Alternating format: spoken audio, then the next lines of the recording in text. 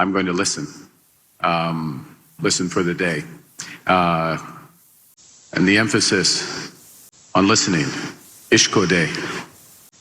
We are here to listen, and we're starting as we mean to go forward, by listening, engaging, working together. Took our land and he stole it.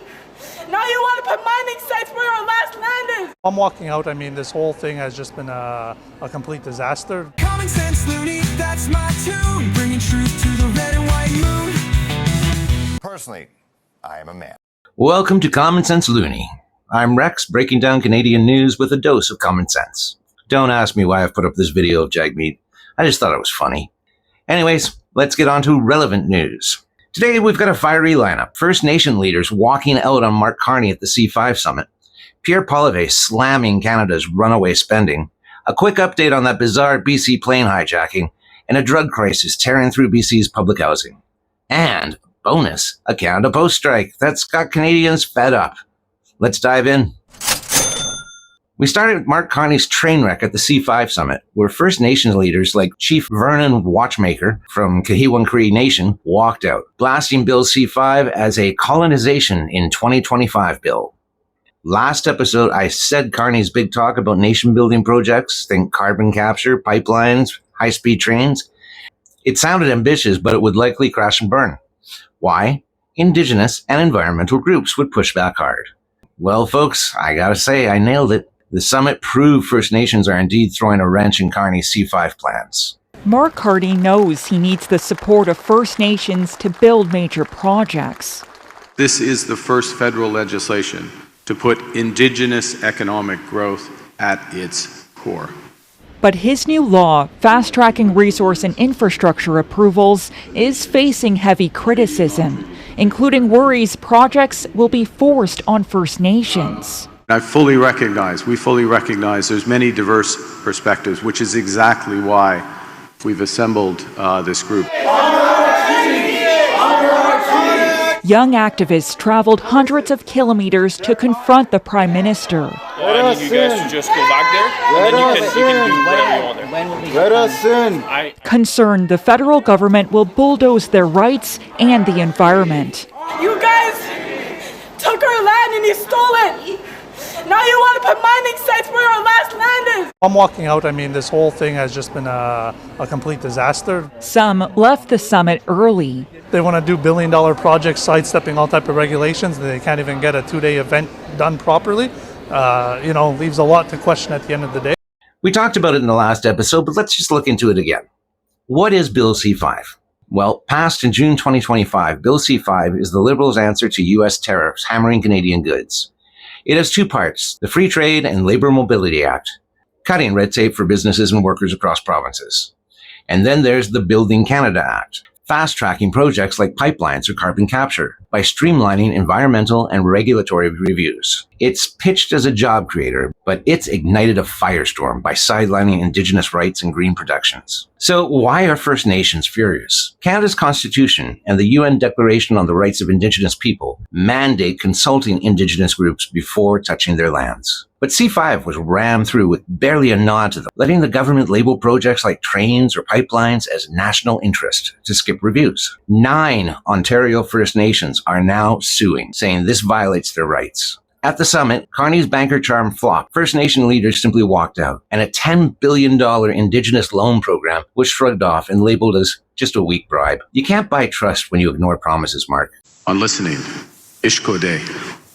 So where are the Conservatives on this? Well, in my opinion, the Conservatives played it slick. They've long wanted to axe Bill C-69. That's the 2019 Liberal law that slowed projects with strict environmental and Indigenous reviews. And that's what ultimately resulted in driving investment in Canada abroad. C5's fast-track vibe fits Conservatives' less red tape mantra, so they stayed quiet and managed to avoid media attacks labeling them as anti-growth, which would have happened if they tried to block the bill. Now they're watching the Liberals get roasted by lawsuits and eco groups like Eco Justice, who slam C5's gutted protections. Smart move. Let Carney's team step on the rake. Bill C-69 demanded rigorous project reviews and deep Indigenous consultation, which industry called a job killer. Scrapping it could have simplified rules, but risked backlash without strong replacement. C5 keeps C-69 adding a loophole to fast-track special projects like carbon capture, while vaguely promising to respect rights in the environment. The national interest project part of it is fuzzy. That label gives Carney's cabinet too much power, and that's why they're going to court with First Nations and environmentalists. Ditching C-69 would have cut red tape to boost projects against U.S. tariffs, but it needed new rules to avoid this mess. C-5 tries to have it both ways, growth and green cred, but it's a flop, angering Indigenous groups and eco-warriors while spooking businesses with legal risks. It's a sloppy liberal fix, leaving Carney stuck defending a law that's more trouble than it's worth. Carney's nation-building dreams, carbon capture, pipeline, trains, are crumbling, just as I predicted. Although I have to say it happened faster than I thought. First Nations and environmental pushback, now erupting over C5, proves he's underestimated the opposition. The Conservatives are chuckling as the Liberals drown in lawsuits and bad PR. C5's big promises and weak delivery scream liberal overreach. Maybe Carney should stick to banking and leave nation building to someone who checks with Indigenous leaders first. On listening, Ishko Day. From Carney's C5 fiasco, let's pivot to Pierre Poilievre, who just dropped a scorching video a couple days ago, tearing into Carney's budget blunders. Here's why his take on Canada's spending mess is hitting home. So the media is making a big deal out of Mark Carney's latest flip-flop on government spending. After running an entire election platform promising to spend billions more, without any identified cuts or layoffs in the public service, he's now told his ministers to identify savings of 7.5% next year, 10% the year after that, and 15% by year 3. His office then leaked these letters with these instructions to the media, which has acted like these cuts are already complete, but not one penny in savings has actually been achieved. So far, it's just promises. Poilievre points out Mark Carney campaigned on big spending promises, but is now asking for budget cuts without delivering any actual savings. This shows Carney's words are not his actions. It's frustrating for Canadians who value honesty and leadership. I think we can all agree that promises alone don't solve problems. Real results do. Trudeau's last spending bill had the government spending $449 billion per year. Now, under Carney, that spending bill is up to $487 billion a year. That is an 8% increase in just 1 year. 8% is double the combined rate of population growth and inflation, so the cost is vastly outstripping the need. And remember, this spending is stacked on top of the already bloated costs that Trudeau left behind. Government spending has jumped from $449 billion to $487 billion in just 1 year. That's an 8% increase. That's twice what's needed to keep up with population growth and inflation. The government is spending unnecessarily, adding to an already massive budget. Poilievre's point highlights the need for careful spending to protect Canada's finances without cutting essential services. Now, Mr. Carney claims that he is going to spend less, but invest more. In other words, he wants to categorize more government spending as an investment and therefore artificially lower what is actually counted as an expenditure, kind of cooking the books. Okay, I really agree with Poilievre on this one. Cooking the books is just going to make more problems. Carney is reclassifying regular spending as investment to make the budget look smaller than it is. This lack of transparency can concern Canadians who want clear, honest accounting. Truthful budgeting ensures trust and helps prioritize programs like healthcare or education without hidden costs. We need to fix problems, not cheat. In the last year of Trudeau in power, bureaucratic spending, that's spending on public servants, was $59 billion.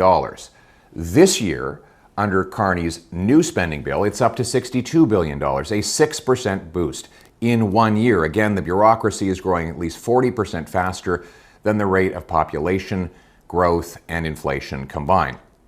In the last year, Trudeau spent $19 billion on consultants. This year, Carney is spending $26 billion, a massive 37% increase in just 1 year. That $26 billion works out to $1,400 in extra costs per family for federal government consultants alone.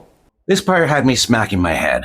Carney's increased spending on government bureaucracy by 6% and consultants by 37%, costing each family $1,400 extra for consultants alone. This rapid growth outpaces what's needed and stinks of inefficiency. Money should go to frontline services like nurses or teachers, not excessive consultant fees. You guys are the people that were voted in for power. Why do you need consultants? There needs to be a call for smarter and more practical spending. Now you know where your taxes are going. The big boost in spending does not even include Mr. Carney's big spending election promises, such as his new housing bureaucracy that will cost taxpayers nearly $3 billion per year. Since the election, he's piled on even more spending commitments. The biggest is to triple defense spending to $150 billion. Now, let me be clear on this. There's no amount of money that will ever be enough for our military. We must boost defense spending to support our troops, secure our seas, sky, and soil, and protect our alliances. But let's be clear about one thing. The money must come from cutting elsewhere, not simply piling up debt. Pierre is highlighting Carney's costly promises like a $3 billion housing bureaucracy and tripling defense spending to $150 billion, without plans to cut elsewhere. Poilievre supports strong defense, but insists it shouldn't add to debt. Funding priorities like defense or housing should come from savings, not borrowing. This will make Canada's finances stable. Furthermore, the Prime Minister has not given a single example of something that he would cut, not one program, bureaucracy, nothing. How do you increase spending by hundreds of billions of dollars without a penny in savings and expect to avoid ballooning the deficit? All this has many economists saying that the deficit would be even bigger this year than it was when Trudeau left office. That's right, the supposed tight-fisted banker is running deficits that are even bigger than the spend-happy surfer dude. Carney has not identified any cuts to offset massive spending. This will increase the deficit. Economists concerned back this up, showing this isn't just a political point. It's a real risk. A government must show how it will pay for new spending to avoid burdening future generations. Hey, at least Trudeau introduced budgets. He never balanced them, but Carney has skipped that step altogether.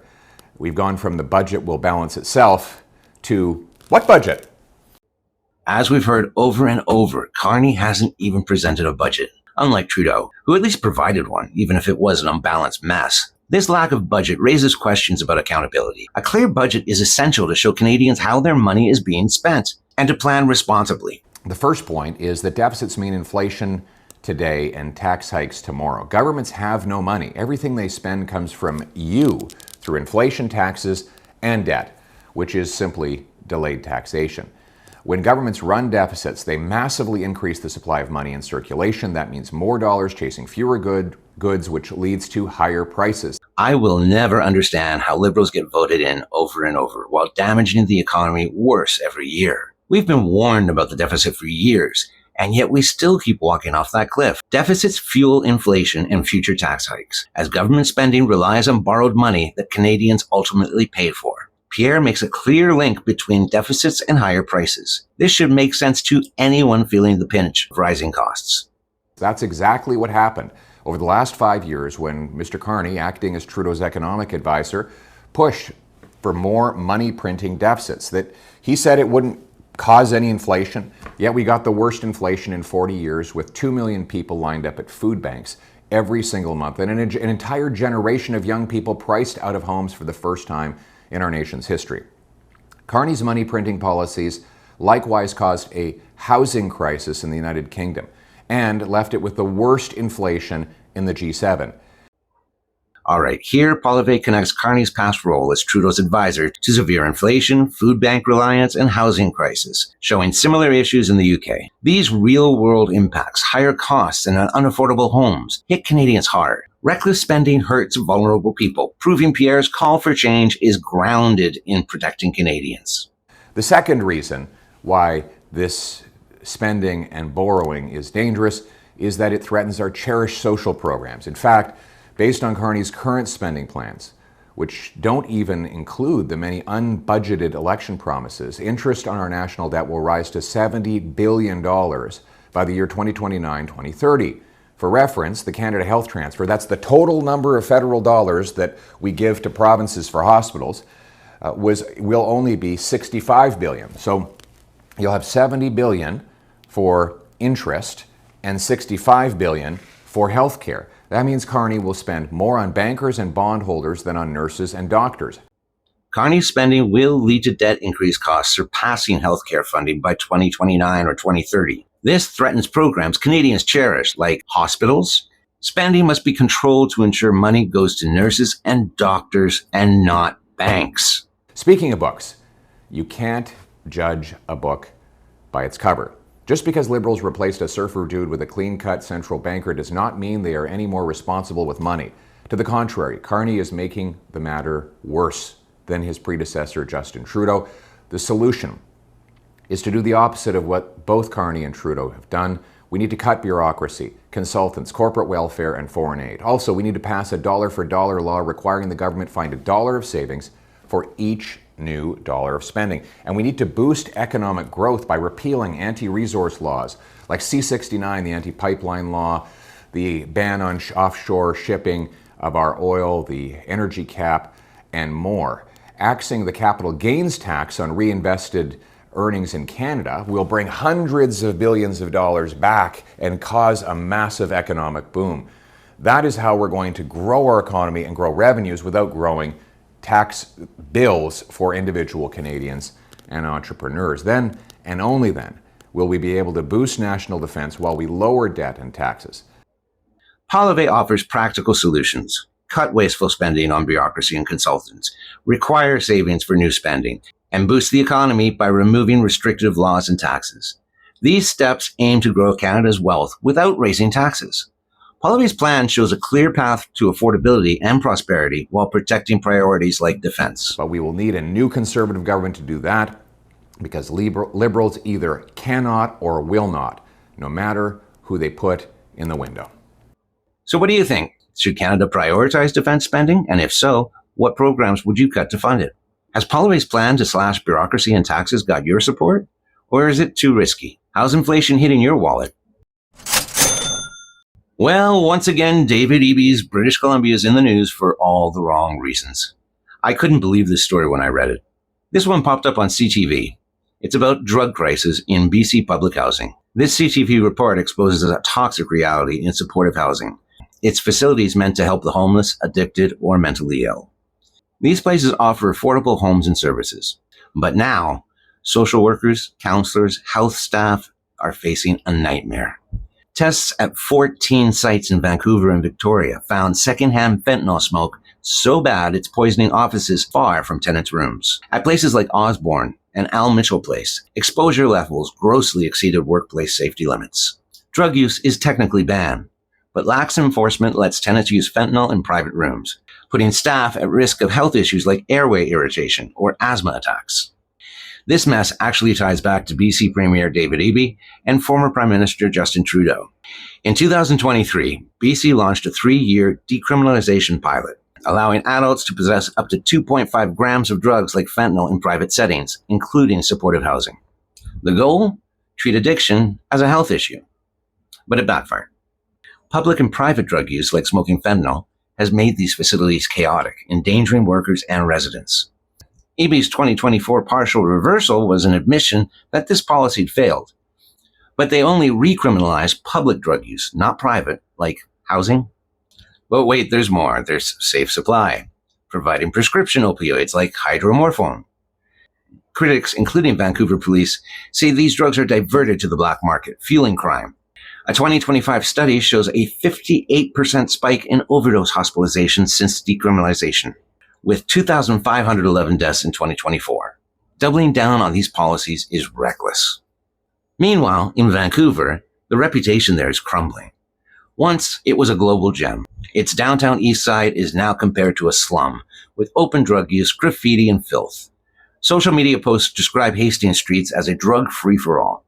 Despite Eby's 2024 crackdown on public use, drug-related disorder spills onto transit and near schools, eroding safety. Businesses and residents are fed up, and cities like Victoria and Nanaimo aren't faring better. Pandora Avenue and downtown Nanaimo are addiction hubs, with mayors like Leonard Krog calling decriminalization a bust. Eby and the Liberals' policies are failing, with record overdose deaths, unsafe workplaces, and cities in decline. Half measures like tweaking decriminalization while ignoring enforcement or treatment gaps are not cutting it. We need strict rules in supportive housing, expanded recovery programs, and a crackdown on toxic drug supplies. Politicians must stop chasing progressive optics and start saving lives. BC deserves better than this deadly experiment. Let's demand policies that restore safety and hope. What do you think? What's crime like in your neck of the woods? What needs to be done, in your opinion? All right, let's move on to an update in that BC plane hijacking we covered the last episode.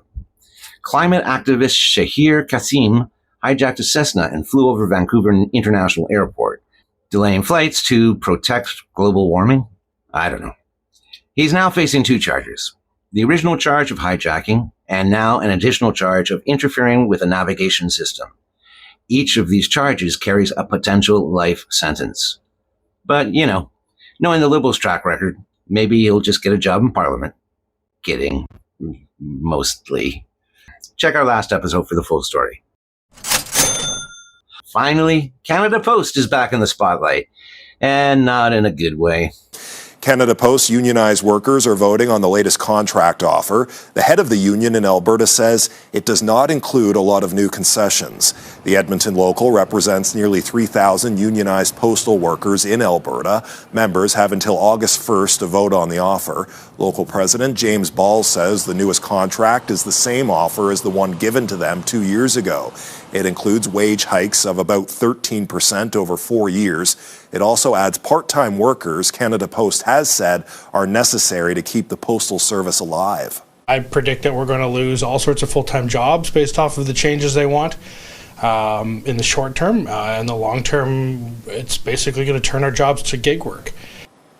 The Canadian Union of Postal Workers, CUPW, is threatening another strike after last year's 55,000 worker walkout, which cost small businesses $1.6 billion during the holidays. Passports, health cards, even kids' Santa letters were stuck. Now CUP's pushing an overtime ban and more disruptions as they negotiate. Look, no offense to postal workers, but Canada Post is a sinking ship. $1.3 billion in losses last year, $4.6 billion since 2018, and a $1 billion taxpayer bailout in January 2025. Why? Email, e-bills. Private couriers like FedEx and Amazon are killing their business. Their parcel delivery share crashed from 62% in 2019 to 29% in 2023. Yet CUPW demands a 19% wage hike over 4 years, plus perks like fertility treatments and gender-affirming care. Come on, man. That's out of touch when the company's bleeding cash.